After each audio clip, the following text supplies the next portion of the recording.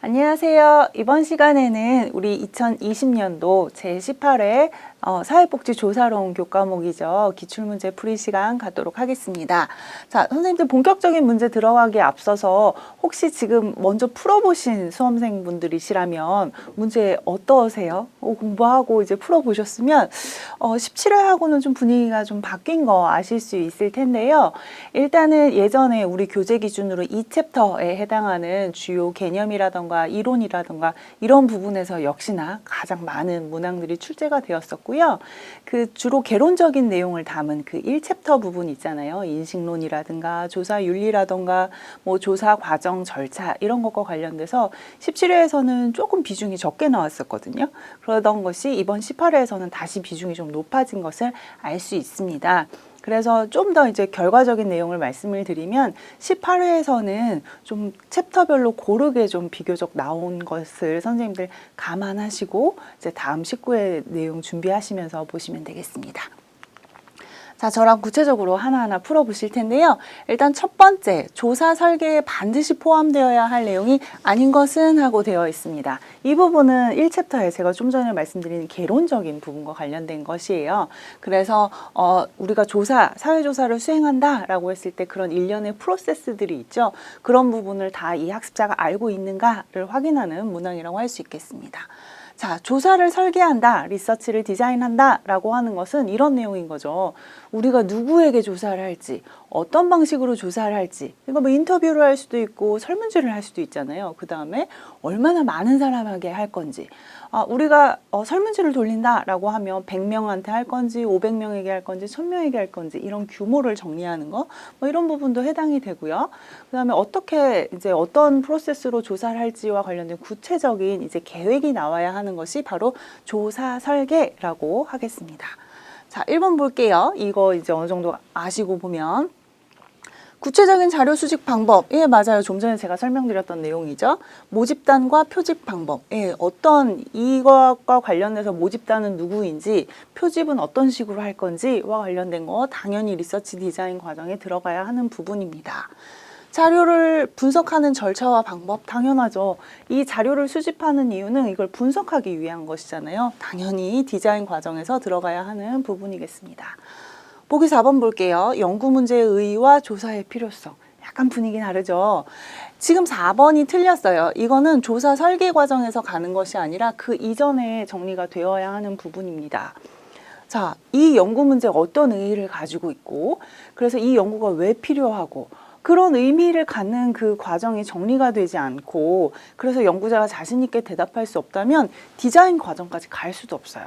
그래서 보기 4번은 이제 전 단계인 거죠. 네, 그 연구 문제를 시작하고 만들고 그 과정에서 들어가는 거라서 순서가 좀 틀립니다. 자, 그러면 맥락상 5번은 맞는 내용이겠죠? 주요 변수를 어떻게 개념 정의를 할 거고, 어떻게 측정을 할 거고, 이런 부분 역시 리서치 디자인에 포함되는 과정입니다.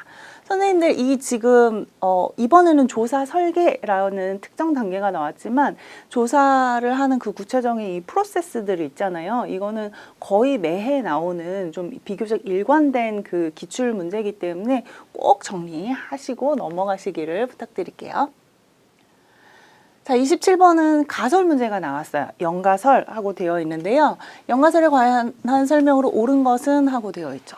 자, 연가설은 선생님들 언제나 연구가설이랑 같이 세트로 묶어서 비교 분석하실 수 있어야 돼요. 가설과 관련돼서는 뭐 세문항, 네문항까지도 많이 나오면 그렇게 또 출제가 많이 되거든요. 반드시 정리를 해 놓으셔야 됩니다. 자, 연가설은 선생님들 독립변수가 종속변수에게 어떤 영향을 미친다.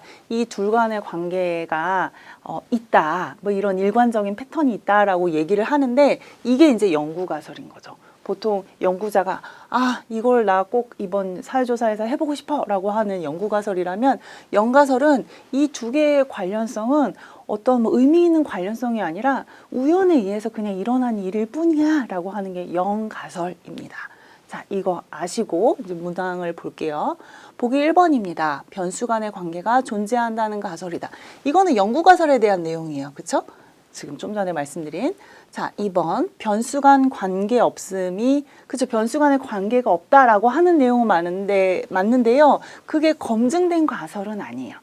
그렇지 않을까라고 하는 것을 담고 있는 가설이지 그게 아직 검증된 것은 아니에요. 자, 3번입니다. 조사자가 검증하고자 하는 가설이다. 어느 연구자가 그래서 독립변수랑 종속변수가 아무런 관련성이 없는데 그걸 증명하고 싶겠어요. 그렇죠? 그래서 이것 또한 연구가설에 대한 내용이에요. 사실 정말 더 톡 까놓고 말씀을 드리면 연가설은 연구자 입장에서는 기각되기를 바라는 그런 가설인 거죠. 네, 그래서 3번도 틀렸고요. 자, 4번 내용 볼게요. 연가설에 대한 반증 가설이 연구 가설이다 라고 되어 있습니다. 자, 이거 설명이 거꾸로죠. 그죠? 연구 가설이 이게 아닐 거야 라고 하는 게 연가설이잖아요. 그래서 이거는 설명이 거꾸로 돼서 이것도 역시 틀린 내용입니다. 자, 그러면 이제 5번이 정답일 거예요. 그쵸? 변수 간의 관계가 우연이야. 이거는 뭐 엄청난 이 둘의 뭔가 연관성 때문이 아니라 그저 우연에 의해 발생한 것이야 라고 하는 거. 즉, 독립변수가 종속변수에 뭐 어떤 그 특정 영향을 미치지 않는다 라고 설정하는 가설. 이게 바로 연가설에 대한 내용이었습니다. 27번은 그 이 개념을 잘 알고 있느냐와 관련된 문항이었어서요. 그렇게 어렵게 나온 것은 아닌데 이것도 잘 나오는 기출 패턴이니까 선생님들 꼭 정리를 해 놓으시면 좋겠어요. 자, 28번 자료 수집에 관한 설명으로 옳지 않은 것은 하고 되어 있네요. 1번 볼게요. 질문지법은 문서화된 질문지를 사용하는 것이 질문지법이죠. 선생님들 이미 설문 경험 많이 있으시잖아요. 그래서 그런 거 생각하시면 되고요. 면접법, 인터뷰를 하는 것이잖아요. 그렇죠? 면접법은 조사 대상자에게 질문 내용을 구두 전달한다. 설문지하고는 조금 다른 내용이죠. 그렇죠? 이거 선생님들 어렵지 않으실 거고요. 관찰법은 종류가 여러 가지가 있어요. 그렇죠? 그래서 뭐 이런 방법에 따라서 조직적 관찰과 비조직적 관찰로 구분한다로 되어 있고요. 뭐 이거 말고도 관찰은 뭐 조금 더 다양한 그 구분으로 많이 우리가 하는 거 선생님들 어렵지 않게 아는 내용입니다. 자, 4번 볼게요. 비관여적 조사. 연구자가 상대 그 연구물에 영향을 미칠 수 없는 거. 예, 이게 비관여적 조사죠. 비반응성 뭐 이렇게도 설명을 하고요. 비관여적 조사는 기존의 기록물이나 역사 자료 등을 분석한다에 맞는 내용이에요. 그래서 이것이 갖고 있는 장점은 또 명확하게 선생님들 알고 계시죠. 그렇죠? 그래서 연구자가 어떤 상대방에게 영향을 미치지 못하기 때문에 그런 의미에서 굉장히 객관성을 담보하고 있다. 이렇게 보는 그런 내용들도 많습니다. 자, 5번 내용 분석법은 선생님들 내용 분석도 계속 최근 들어서 많이 나오고 있는 거 아시죠? 이거 정리해 볼게요. 그래서 내용 분석법이라고 하는 거는 신문이나 책, 일기와 같은 직접 자료를 수집하고 분석하는 방법이다라고 되어 있어요. 자, 내용 분석법은 요런 거를 수집하고 분석하는 방법이다라고 하면은 맞아요. 근데 직접 자료를 수집하고 분석, 이 직접이라는 표현 자체가 오해를 살 여지가 있거든요. 그래서 5번이 틀렸습니다. 이제 이게 그런 거예요. 주체가 어떻게 되느냐에 따라서 이제 안네 프랑크의 그 안내 일기 얘기할 때 안내가 직접 그 글을 쓰고 뭐 하는 것은 본인이 1차 자료로서의 의미가 있지만 그것을 이제 받아들여서 분석하고 어떤 워딩이 얼마나 나왔고 그 시대에 나왔던 다른 다른 문화권에 있는 그 뭐 일기랑 비교했을 때 어떻고 이렇게 분석하면 그건 2차 자료죠. 지금 여기 부분에서는 이건 1차 자료 같은 느낌을 많이 줘요. 그래서 28번에서는 이제 5번이 1차 자료 같은 느낌을 주기 때문에 5번이 틀린 설명이라고 하겠습니다. 네.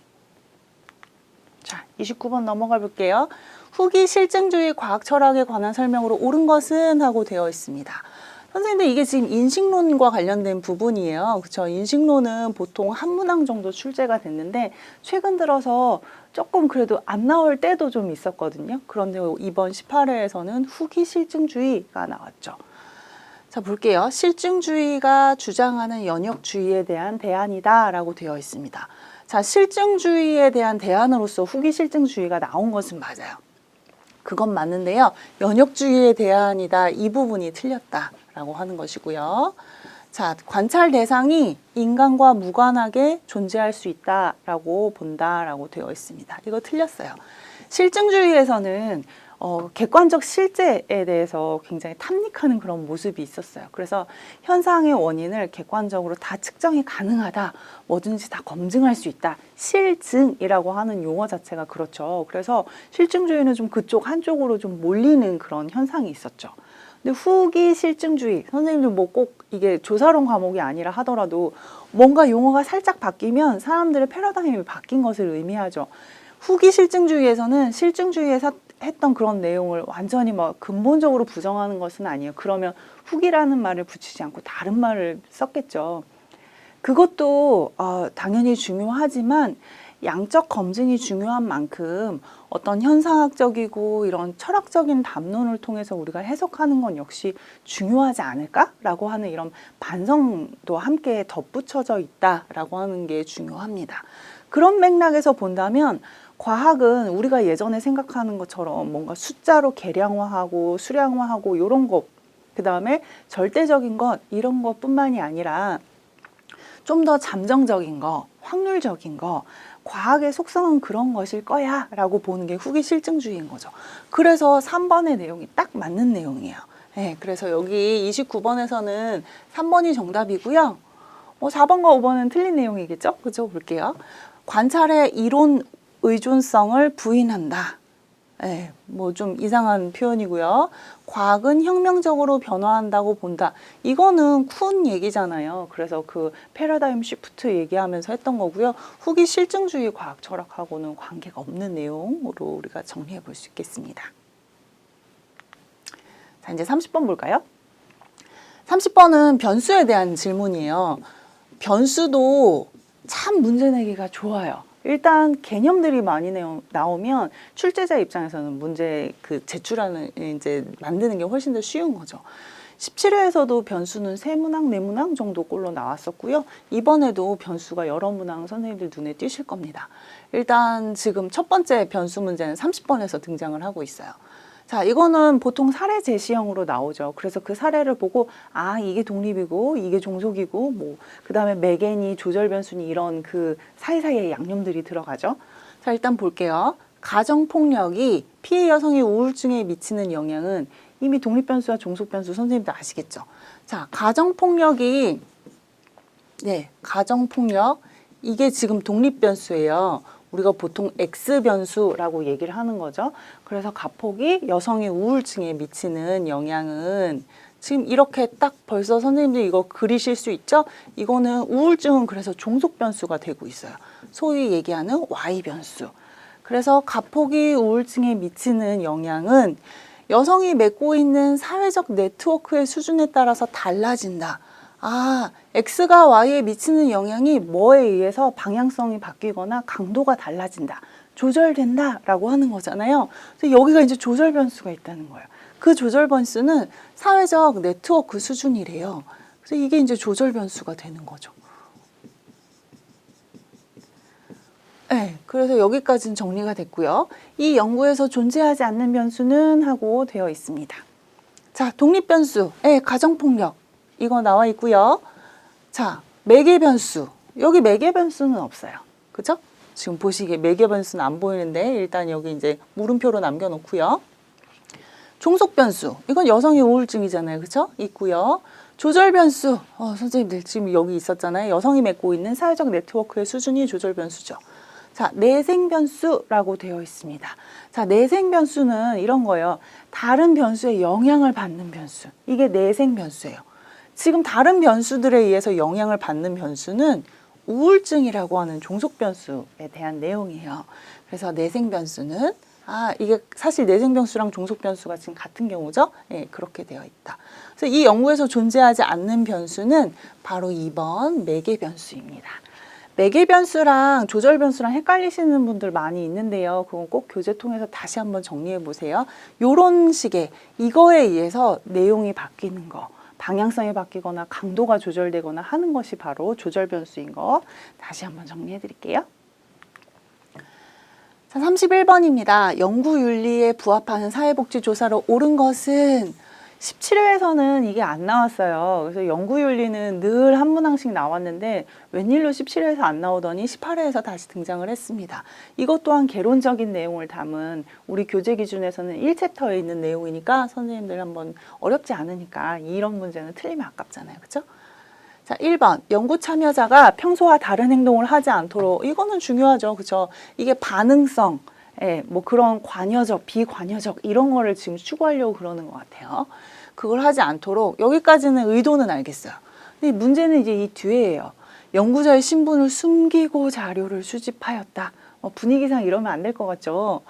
이런 좋은 의미가 있다 하더라도 어찌됐건 속이는 행동은 비윤리적이에요. 그래서 이거는 옳지 않고요. 자, 연구 결과의 확산을 위해, 뭐 연구자라면 이런 욕심 당연히 나죠. 근데 이제 문제는 연구 참여자, 이게 연구에 참여하신 분들의 신분을 다른 기관에 동의 없이 공개를 하였다. 요즘에 이러면 큰일 나죠, 그렇죠? 이건 반드시 참여자의 동의를 구해야 하는데 그 과정을 생략하였기 때문에 당연히 윤리상의 문제가 생깁니다. 자, 보기 3번. 연구 결과에 영향을 미치지 않도록. 당연히 이렇게 하고 싶어요. 이거 좀 당연히 이런 신경 쓰죠. 근데 문제는 연구 참여자에게 일어날 수 있는 이익을 미리 알리지 않았다. 이거 예전에도 이런 비슷한 보기 문항이 나왔어요. 이거는 일단 틀려요. 자, 이익인데 그 사람에게 가할 어떤 불합리한 내용이라던가 폐해라던가 이런 게 아니라 이익은 안 알려도 되는 거 아니야? 라고 되어 있는데요. 방향성이 무엇이든 간에 이 사람에게 벌어질 수 있는 모든 가능한 가능성을 알리는 것이 조사 윤리에 관련된 내용입니다. 예전에도 나왔던 그런 비슷한 문항이니까 선생님들 꼭 기억해 놓으시고요. 자, 4번 볼게요. 연구의 참여 여부를 성적 평가와 연계해서 연구 참여자의 참여 동기를 높였다라고 되어 있어요. 이거 학교에서 교수님들이 이런 행동들 많이 하시는데 사실 절대 하면 안 돼요. 자, 이게 말이 그렇지, 말이 자발적 참여지, 이건 자발적 참여를 조장한 성적을 믿기로 해서 상대방에게 자신의 영향력을 과잉과시하는 행동들이거든요. 반드시 이거는 어떤 순수한 의미에서의 자발적 참여라고 볼 수 없습니다. 당연히 문제가 돼요. 자, 그러면 이제 5번이 맞는 설명이겠죠. 그쵸? 참여자에게 발생이 할 수 있는 그런 고통에 대해서 미리 알리고 사전 동의를 구하였다. 그럼에도 내가 이 연구를 참여하고 싶다. 나는 그 의의에 동의한다. 라고 하면 이거는 문제가 없겠죠. 그래서 31번의 정답은 5번입니다. 자, 조사 유형 하고 나왔어요. 그리고 1번의 내용이 나오고 있습니다. 이런 박스 안에 사례를 제시해서 하는 문항 최근 몇 해 사이에 계속해서 늘고 있는 거 아시죠? 볼게요. 자, 이제 원전 유출이 되는 거 왜 많이 걱정들 하시죠?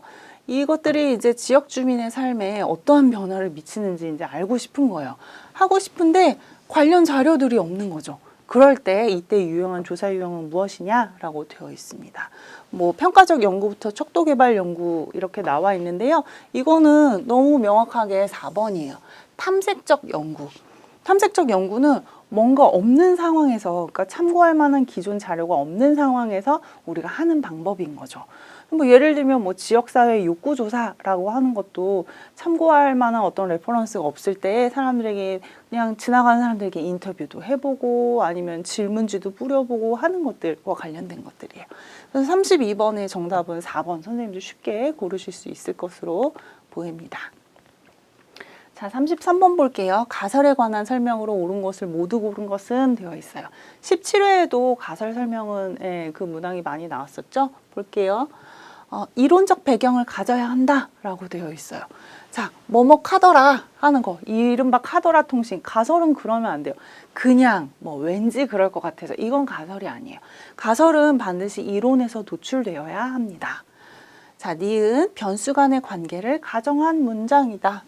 뭐뭐 하면 뭐뭐 할 것이다. 뭐뭐와 뭐뭐는 서로 긍정적인 방향으로 함께 이 방향성을 같이 갈 것이다. 이런 것들이 있잖아요. 보통 그렇죠. 가설의 모양들은. 자, 디귿 볼게요. 가설을 구성함으로써 연구 문제가 도출된다라고 되어 있어요. 이거 순서가 바뀌었어요. 연구 문제가 먼저 있고 그 연구 문제를 증명하기 위해서 아, 내가 알고 싶은 건 이건데 그럼 가설은 이렇게 정할게. 요거 하면 요거 할 것이다. 뭐 요거 하면 뭐 관련성이 있을 것이다. 이렇게 하는 거예요. 그래서 이건 순서가 틀렸어요. 그렇고요. 자리를 창의적 해석이 가능하도록 개방적으로 구성되어야 한다. 선생님들 이거 어떠세요? 이게 듣기에 꽤 그럴듯해 보여요. 근데 일단 결과적으로는 틀렸고요. 창의적 해석이 가능하도록 이게 워딩이 꽤 괜찮잖아요. 좀 세련돼 보이고 그래서 그러는데요. 이렇게 개방적일 것 같으면 가설을 왜 세우겠어요, 그렇죠? 가설은 이렇게 뭐 완전 오픈되게 하는 게 아니라요. 명확하게 문서화 될 수 있어야 돼요. 그래야 가설로서 의미가 있습니다. 그래서 가설에 관한 설명으로 옳은 것을 모두 고른 것은 기역, 니은을 담고 있는 1번이 정답입니다. 가설은 선생님들 꼭 공부해 놓으셔야 돼요. 이거 가설 문제 많이 나오고 있고요. 계속해서 네, 많이 나오는 추세예요. 그래서 정리를 꼭 해보셔야 됩니다. 종단 연구에 대한 내용이 나왔어요. 선생님들 교재 기준으로는 이거 다 1챕터에 있는 내용이에요. 자, 틀린 설명을 고르시오라고 되어 있어요. 아, 일단 본격적인 이 보기문항 들어가기 전에 선생님들 그 조사의 다양한 유형이 있잖아요. 자, 횡단조사가 있고, 네, 횡단조사는 딱 그 시기에 한 번 하는 게 횡단조사고, 우리 그냥 보통 뭐 무슨 이슈가 있을 때 딱 설문조사 한 번 하는 거 있잖아요. 그런 게 횡단조사고, 이거와 대비돼서 우리가 얘기할 수 있는 게 종단조사죠. 종단은 횡단이 이런 거라면 종단이 이렇게 쭉 위아래로 어떤 가는 그 내용이잖아요. 시간의 추이라던가, 그래서 사람들의 이런 변천사라던가 이런 것들을 보는 게 종단조사죠. 그리고 이 종단조사에는 크게 세 가지 유형. 패널 조사, 경향 조사, 우리가 코호트 조사라고 하는 동년배 집단 조사, 이렇게 세 가지 유형이 있습니다. 보통 요거를 이제 비교하는 문항으로 많이 나오죠. 여기까지만 하고 이제 보기 1번 볼게요. 시간의 흐름에 따른, 아까 제가 이렇게 이게 지금 종적인 그 차이를 보기 위한 거잖아요. 조사 대상의 변화를 측정하는 연구. 이거 맞는 표현이죠. 그렇죠? 자, 그 다음에 2번 볼게요. 일정 기간의 변화에 대해서 가장 포괄적인 자료를 제공하는 것은 아까 말씀드린 그 패널 조사, 경향 조사, 동년배 집단 조사 중에서 동년배 집단 조사이다 라고 되어 있어요. 이건 틀려요. 횡단조사보다 종단조사가 훨씬 더 어떤 시간의 그런 기간에 따른 변화를 보여주는 것은 맞는데요. 그 아까 말씀드린 세 가지 중에서 동일인을 대상으로 해서 계속 반복 조사하는 것은 패널 조사예요.